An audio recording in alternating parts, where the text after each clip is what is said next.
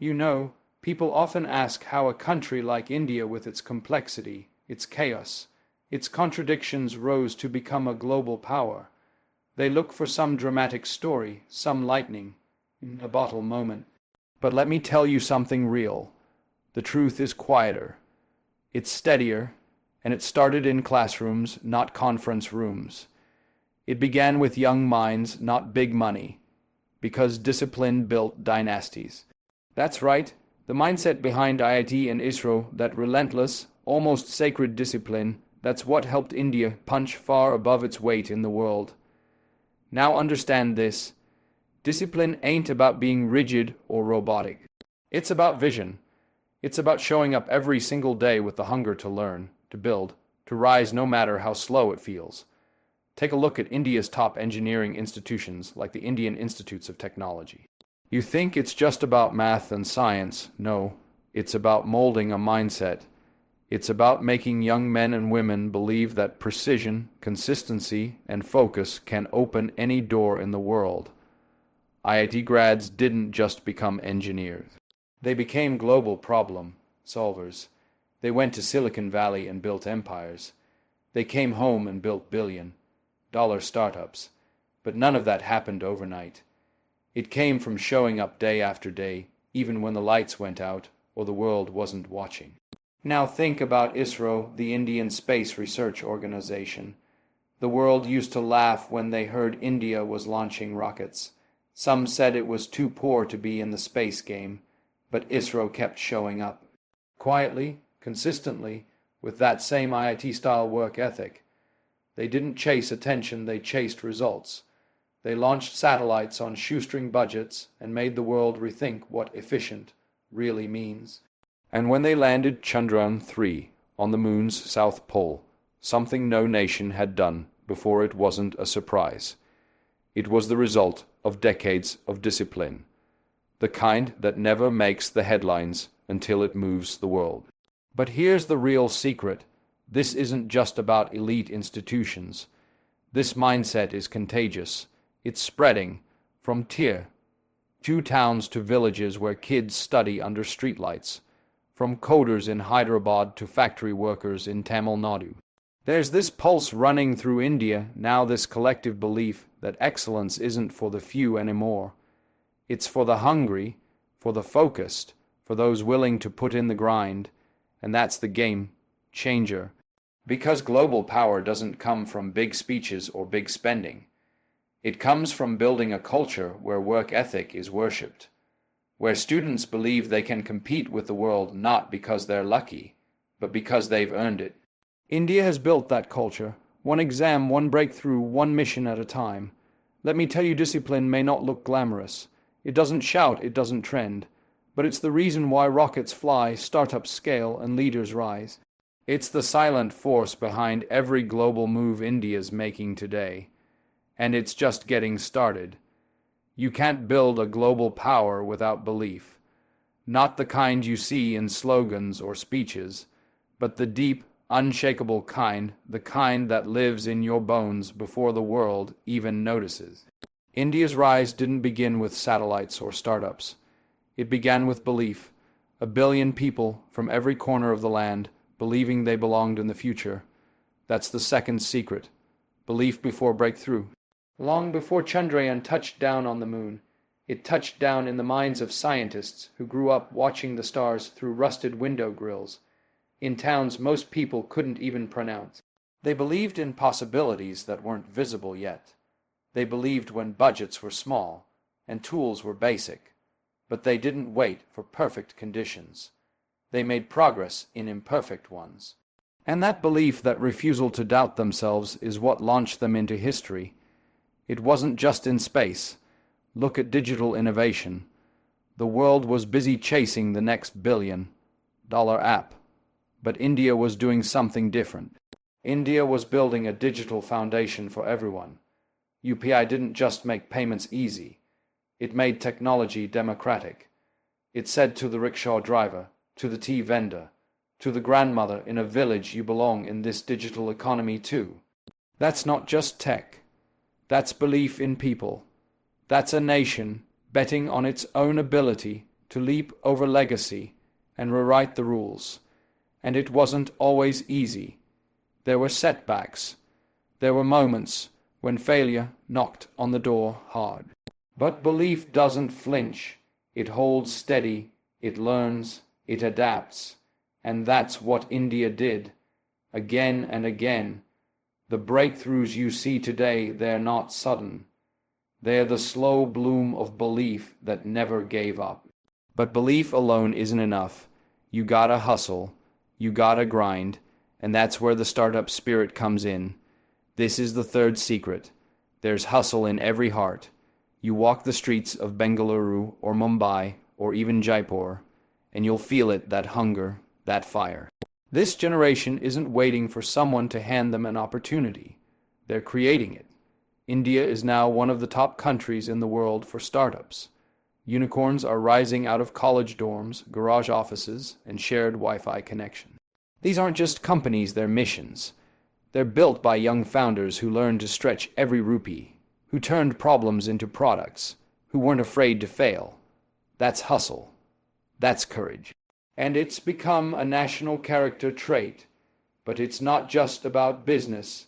It's about mindset, a belief that problems are solvable, that no background is too humble, that the next big idea can come from anywhere. You see kids learning to code in local languages. You see women launching enterprises from their kitchens. You see communities crowd, funding solutions. That's the kind of hustle that no economy can ignore. This is how India moves belief in its bones, hustle in its heartbeat. It's how the country went from being known for outsourcing to out-innovating, from importing dreams to exporting them. And if you ask me, that's a kind of power the world respects because it's earned.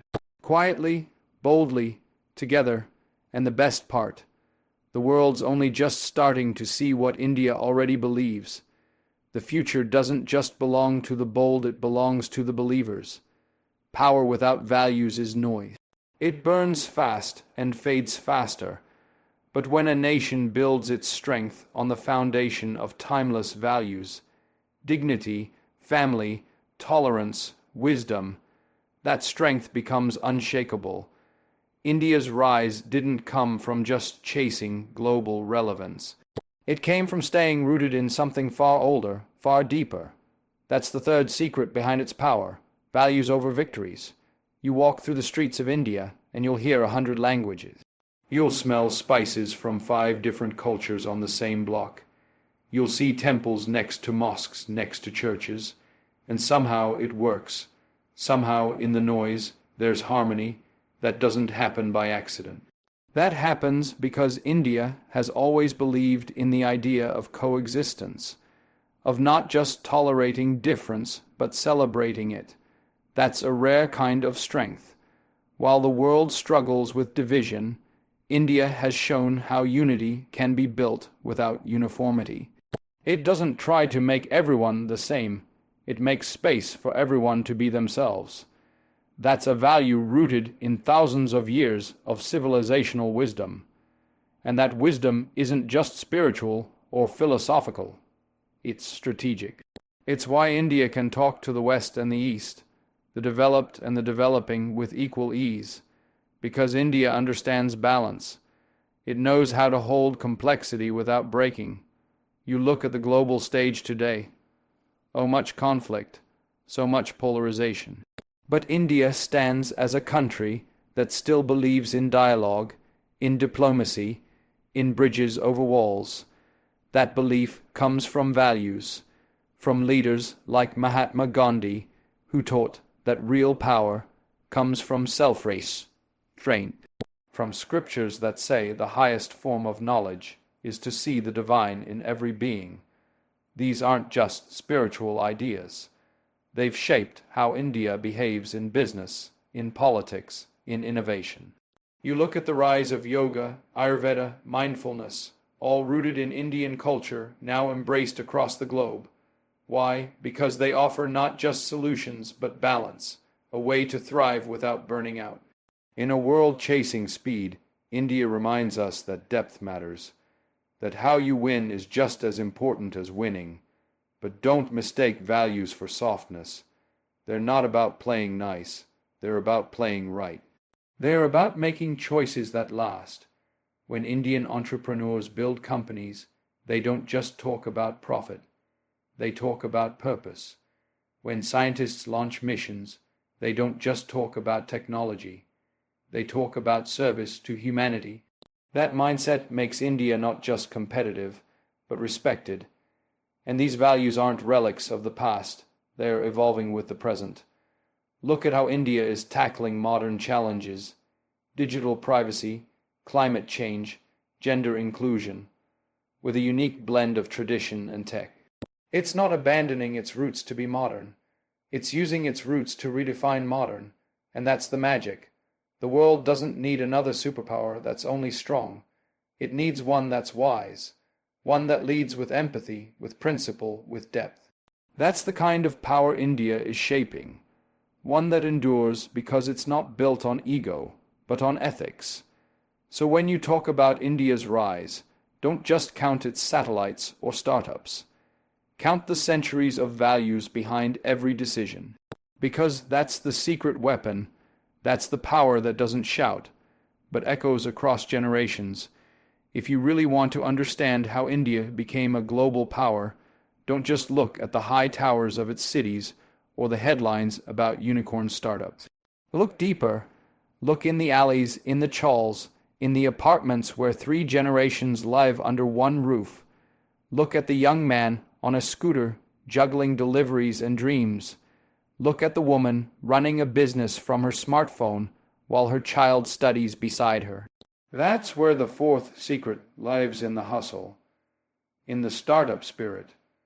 Because in India, hustle isn't a trend. It's survival turned into strength. India didn't wait to be invited to the global table. It built its own. It didn't ask for handouts, it found workarounds. That's what a startup nation does. That's what a people with fire in their bellies do. When they see a crack in the system, they build something better. They take limited resources and turn them into unlimited possibilities. And this mindset, this startup spirit, it's not just in the metros. It's spreading like wildfire across small towns and rural landscapes. From Kochi to Indore, from Guwahati to Surat, young people are writing code, launching ventures, solving real problems. They're not just consuming the future, they're designing it. And the amazing part, they're doing it in local languages, with local wisdom, for global impact. It's a spirit that says, we'll figure it out.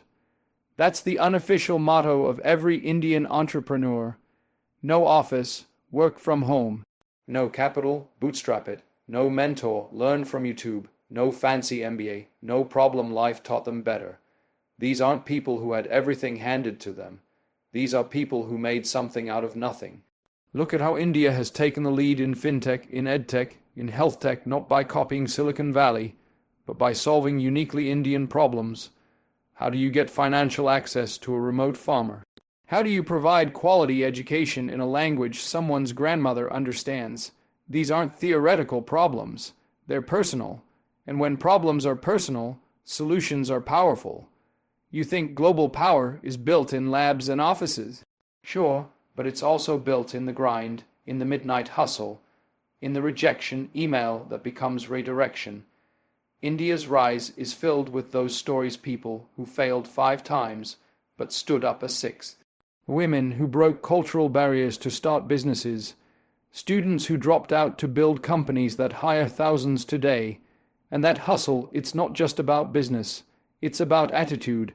It's the way India approaches everything now.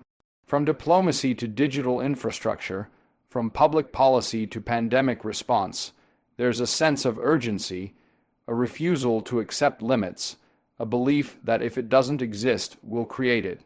The rest of the world is beginning to notice. Global investors are lining up. Countries are looking to collaborate. But here's the truth: none of this was gifted. It was earned by people who worked when no one was watching, who dreamed when nobody believed, who hustled not just for money, but for dignity, for pride, for legacy. So if you want to know why India is rising, don't just follow the money, follow the hustle, because behind every number, every deal, every milestone, there's someone who refused to quit. That's the spirit turning ambition into achievement. That's the quiet storm the world didn't see coming but can't ignore anymore. In the world we live in today, strength is often measured in decibels, who can shout the loudest, who can dominate the fastest. But true power doesn't always come from making noise. Sometimes it comes from standing still, thinking deeply, and choosing diplomacy over drama. That's the fifth secret behind India's rise as a global power.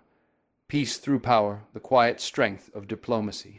You see, India didn't climb the global ladder by flexing muscle at every turn.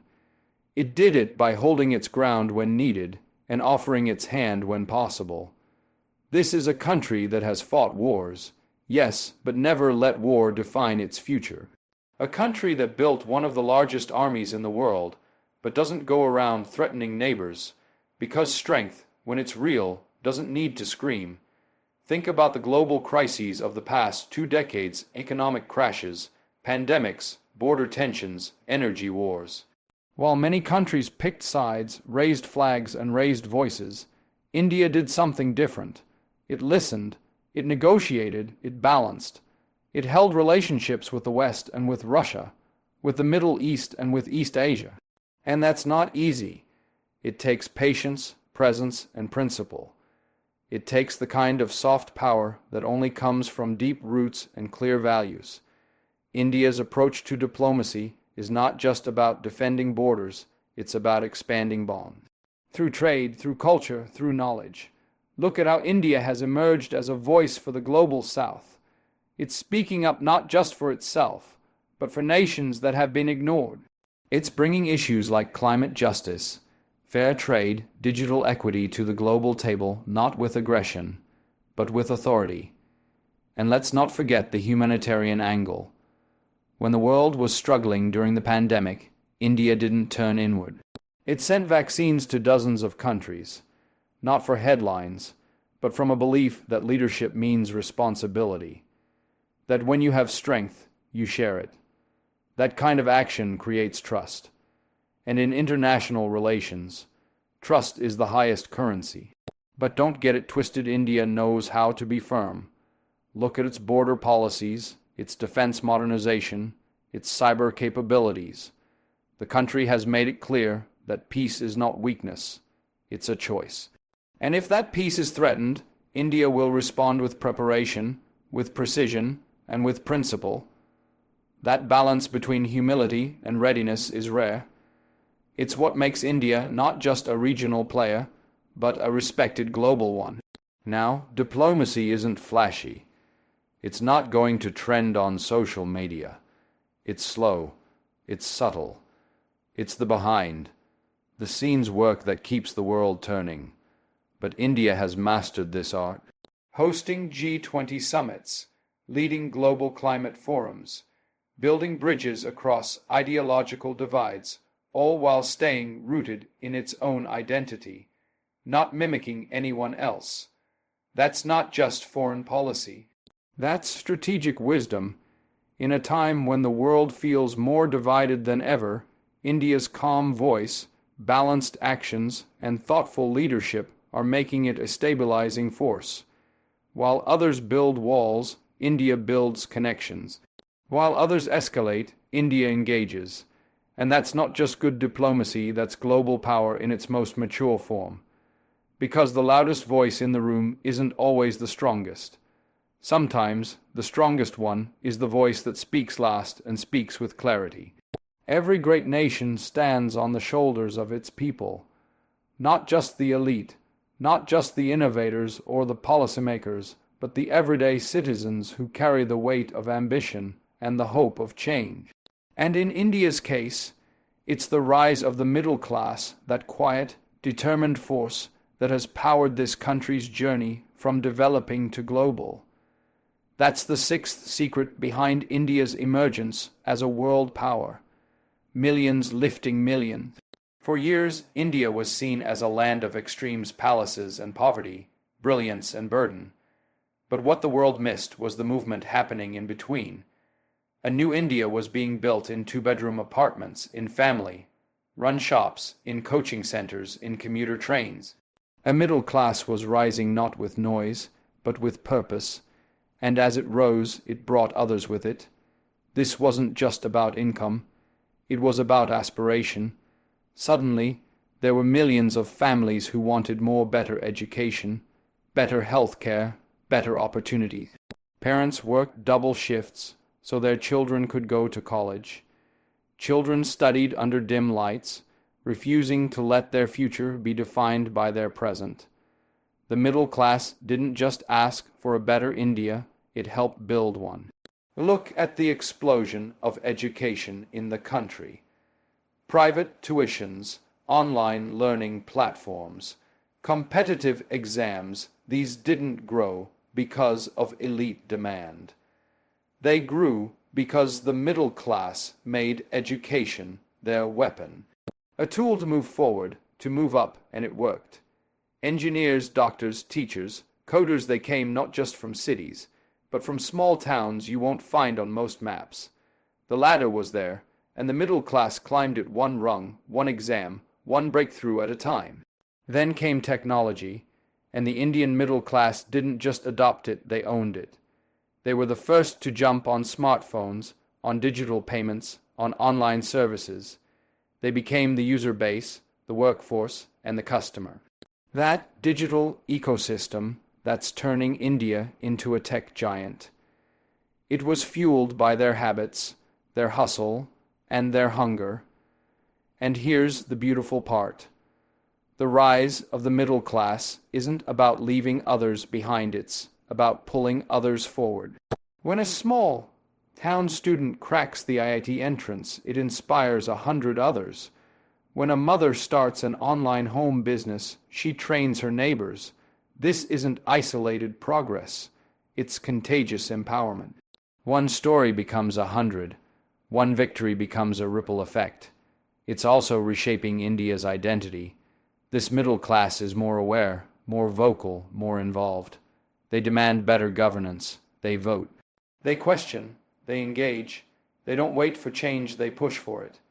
And that democratic pressure, that civic participation, is what gives India its true strength. A power that comes from the people, not above them. And when you look at the global impact, you see Indian professionals running multinational companies, setting global trends, leading international research, and many of them are first-generation achievers. Their roots are humble, their reach is global. That bridge between the local and the global is what makes India unique. And the middle class is that bridge. So yes, India has rockets, reforms, and world records. But never forget the foundation, the quiet millions who rose with nothing but determination, who lifted themselves and in doing so lifted a nation. That's not just progress, that's power.